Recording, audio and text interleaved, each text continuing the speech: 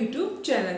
So student, जैसा कि previous video में हमने DL नोटेशन के ऊपर डिस्कशन किया था और आई होप आपको वो समझ में आ गया होगा कि कैसे हम शुगर और एमिनो एसिड का नॉमेनक्लेचर DL नोटेशन की हेल्प से कर सकते हैं। तो स्टूडेंट्स, आज के इस पर्टिकुलर वीडियो में मैं एक बहुत ही इंपॉर्टेंट नॉमेनक्लेचर से रिलेटेड टॉपिक के बारे में डिस्कशन करने जा रही हूँ, जिसका नाम है CIP रूल। ये CIP रूल एक ऐसा रूल है जो आपको किसी मॉलिक्यूल के, फॉर एग्जांपल जैसे RS नॉमेनक्लेचर में है ना, इनमें मतलब इन मॉलिक्यूल्स के नॉमेनक्लेचर में बहुत ज़्यादा हेल्प करेगा। तो चलिए फिर शुरू करते हैं आज का हमारा इंटरेस्टिंग और बहुत ही ज़्यादा इंपॉर्टेंट टॉपिक CIP रूल।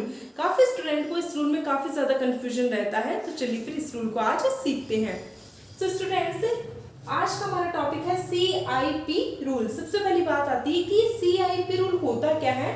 तो इसकी फुल फॉर्म होती है C for Cahn, I for Ingold, P for Prelog rule. Mostly CIP rule का पूरा नाम क्या होता है? तो जनरली CIP का पूरा नाम कान इंगॉल्ड प्रीलोग रूल होता है।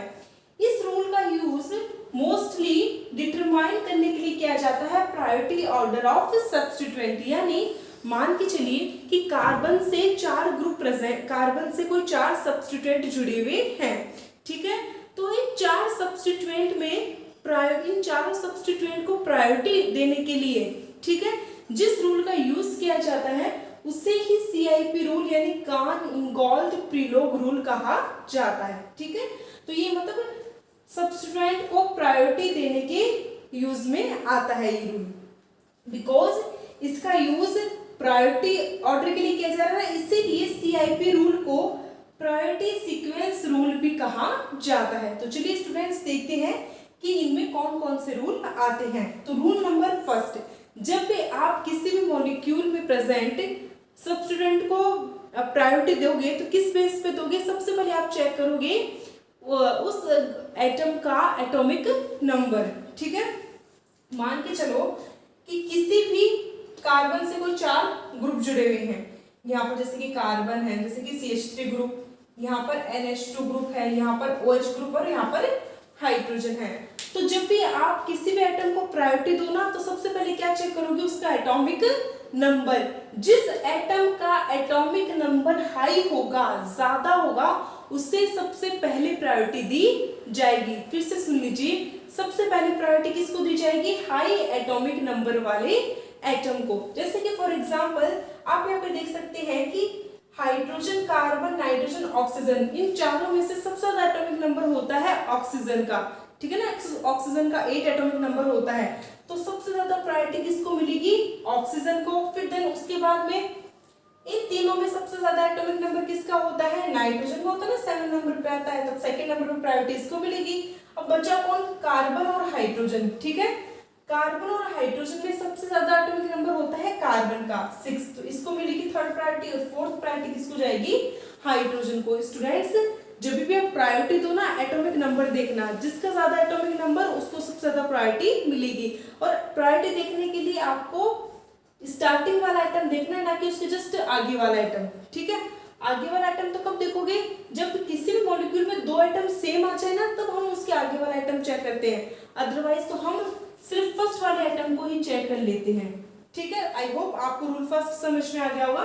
सेकेंड रूल है हाई एटॉमिक मास। अब देखो इसका यूज कब करते हैं? तो जब किसी मॉलिक्यूल में 2 ऐसे एटम आ जाए जिनका एटॉमिक नंबर सेम है, तो ऐसी कंडीशन में हम उस एटम को चूज करते हैं जिसका एटॉमिक मास सबसे ज्यादा होता है। जैसे for example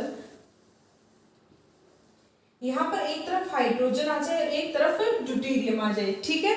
so atomic number के अकॉर्डिंग तो हमने नंबरिंग दे दी कि भाई सबसे ज्यादा एटॉमिक नंबर ऑक्सीजन का होता है, तो फर्स्ट नंबर इसको दे दिया। देन कार्बन का होता है, तो सेकंड नंबर हमने इसको दे दिया।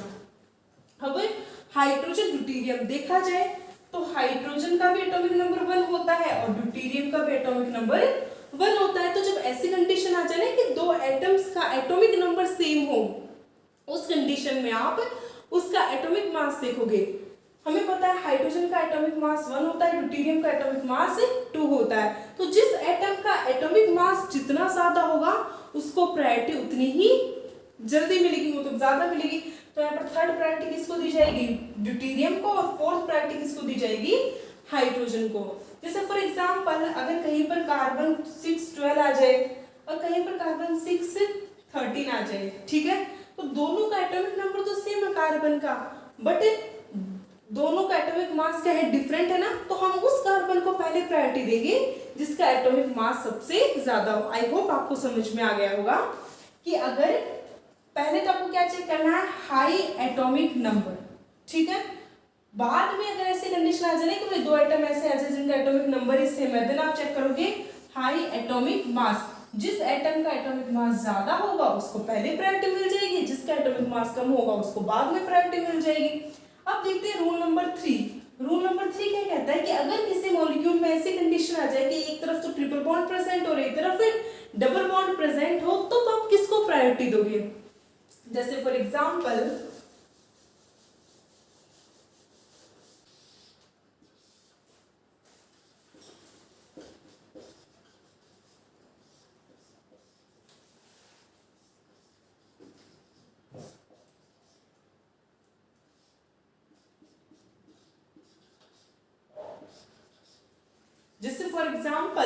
आपके पास ये मॉलिक्यूल है, ठीक है, अब आपको यहाँ पर प्रायोरिटी देनी है, तो सबसे पहले आप प्रायोरिटी किसको दोगे, ज्यादा एटॉमिक नंबर वाले को। जैसे कि आप देख सकते हैं यहाँ पर 3 तो कार्बन और 1 हाइड्रोजन, सबसे ज्यादा एटॉमिक नंबर किसका है, कार्बन का है ना, ठीक है, बट यहाँ पर तीनों ही कार्बन है। ऐसी कंडीशन में आप क्या करेंगे, एटॉमिक मास भी सबका सेम है तीनों कार्बन का। अब आप चेक करो ट्रिपल बॉन्ड और डबल बॉन्ड वाले कंसेप्ट को, बिकॉज आप देख सकते हैं यहाँ पर एक तो ट्रिपल बॉन्ड है, एक डबल बॉन्ड है, ठीक है। अब सबसे पहले प्रायोरिटी किसको मिलेगी, हमेशा जो ट्रिपल बॉन्ड है ना उसको आप हमेशा फर्स्ट प्रायोरिटी दोगे कंपेयर टू डबल बॉन्ड। अब ठीक है, अब सेकंड प्रायोरिटी किसको मिली, अब जैसा कि आप देख सकते हैं कि एक तरफ तो डबल बॉन्ड है और एक तरफ एक ऐसा कार्बन है जिससे तीन मिथाइल ग्रुप जुड़े हुए हैं, ठीक है, और यहाँ पर इस डबल बॉन्ड से सिर्फ एक ही कार्बन जुड़ा हुआ है, तो ज्यादा प्रायोरिटी किसको मिलेगी, उस कार्बन को जिससे तीन कार्बन जुड़े हुए हैं। देन थर्ड प्रायोरिटी किसको मिलेगी, इस डबल बॉन्ड को, और फोर्थ प्रायोरिटी हाइड्रोजन को। तो कहने की बात सिंपल सी है कि अगर कहीं पर ट्रिपल बॉन्ड और डबल बॉन्ड आ जाए तो आप पहली प्रायोरिटी ट्रिपल बॉन्ड को देंगे और सेकंड प्रायोरिटी आप उसके बाद में डबल बॉन्ड को देंगे, but second priority double bond को देने से पहले आपको अदर ग्रुप्स को भी चेक करना है, ठीक है। अब रूल 4 क्या कहता है कि अगर आपके पास सिस और ट्रांस या फिर जेड और ई कंपाउंड आ जाए तो उस कंडीशन में आप कैसे प्रायोरिटी दोगे।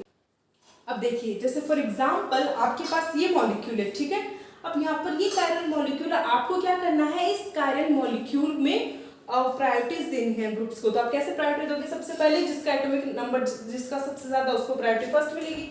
यहाँ पर देखो, यहाँ पर कार्बन, एक तरफ OH एक तरफ हाइड्रोजन, फर्स्ट प्रायोरिटी किसको जाएगी, ऑक्सीजन वाले ग्रुप को। अब सेकंड प्रायोरिटी जाएगी कार्बन को। कौन से कार्बन को ज्यादा प्रायोरिटी दोगे, एक तरफ देखो ये तो है ट्रांस और ये है सिस, ठीक है, बताया था ना मैंने ट्रांस और सिस कैसे पहचानते हैं। कई बार आपको डबल बॉन्ड ऐसा दिख जाए ना कि एक ग्रुप डबल बॉन्ड के ऊपर एक ग्रुप डबल बॉन्ड के नीचे, यानी दोनों ग्रुप अपोजिट साइड हो, वो तो होता है ट्रांस। और अगर जब किसी डबल बॉन्ड से जुड़े हुए दोनों ग्रुप सेम साइड हो ना तो उसको बोलते हैं सिस। तो देख सकते हैं यहाँ पर एक ग्रुप ऊपर है और एक ग्रुप नीचे, तो ये तो हो गया ट्रांस डबल बॉन्ड। यहाँ पर दोनों ग्रुप ही क्या है, सेम साइड है ना, तो ये हो गया सिस डबल बॉन्ड। तो जब भी ट्रांस और सिस आ जाए तो आप सबसे ज्यादा प्रायोरिटी किसको दोगे, सिस को। तो थर्ड नंबर मिलेगा इस कार्बन को, फोर्थ नंबर मिलेगा इस ट्रांस वाले कार्बन को। तो आप इस रूल की हेल्प से इजीली सिस और ट्रांस ग्रुप्स को भी प्रायोरिटी दे सकते हैं।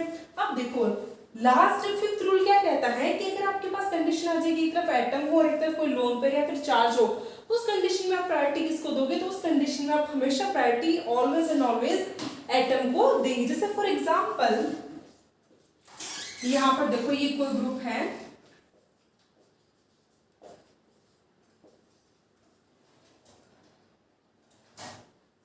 ठीक है, अब आपको क्या करना है, यहाँ पर ये 4 ग्रुप्स हैं, सबसे ज्यादा प्रायोरिटी किसको, जिसका एटॉमिक नंबर सबसे ज्यादा।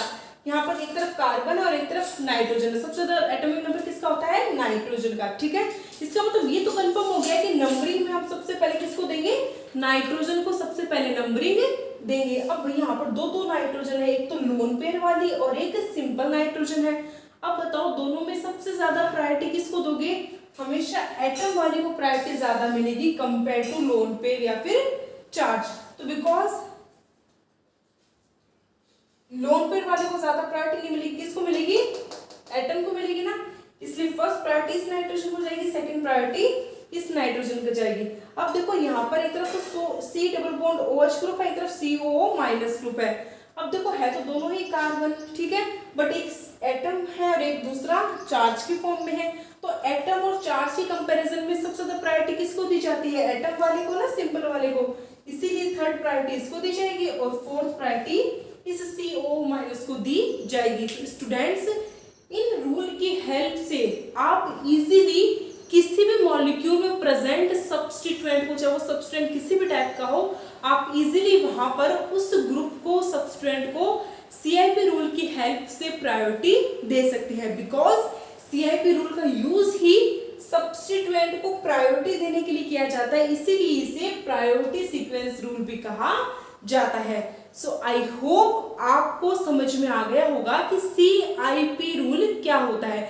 ये मैंने इसलिए पढ़ाया क्योंकि आप जब भी नॉमेनक्लेचर करोगे ना तो वहाँ पे लिखा हुआ आएगा कि CIP रूल के अकॉर्डिंग इसका नॉमेनक्लेचर ये होगा, CIP रूल के अकॉर्डिंग इसका नॉमेनक्लेचर ये होगा। तो आपको पता होना चाहिए कि CIP रूल एक्चुअल में होता क्या है, ठीक है। और बिकॉज सब चीजें मिक्स में ना हो इसलिए मैंने इसका एक पर्टिकुलर वीडियो अलग से बना दिया सेपरेट, ठीक है।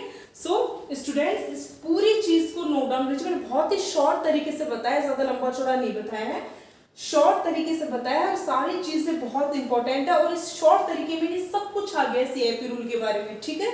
फटाफट इसको नोट कीजिए और अब इसको आप लर्न करके इजीली किसी भी मॉलिक्यूल का नॉमेनक्लेचर कर सकते हैं। सो इसी के साथ अगर स्टूडेंट्स आपको वीडियो पसंद आया हो तो वीडियो को ज्यादा से ज्यादा स्टूडेंट तक शेयर कीजिए ताकि ज्यादा से ज्यादा मैक्सिमम बच्चे केमिस्ट्री के कॉन्सेप्ट को अच्छे से समझ सकें। अगर आपका फिर भी कोई डाउट रहता है तो आप कमेंट सेक्शन में कमेंट करके अपना डाउट पूछ सकते हैं। सो इसी के साथ कल हम फिर मिलेंगे एक और इंटरेस्टिंग टॉपिक के साथ, ठीक है। और कल हम फिर एक और ऐसा टॉपिक लेके आएंगे जो आपकी केमिस्ट्री को करेगा और भी ज्यादा बूस्ट, आपकी प्रिपरेशन करेगा और भी ज्यादा मजबूत।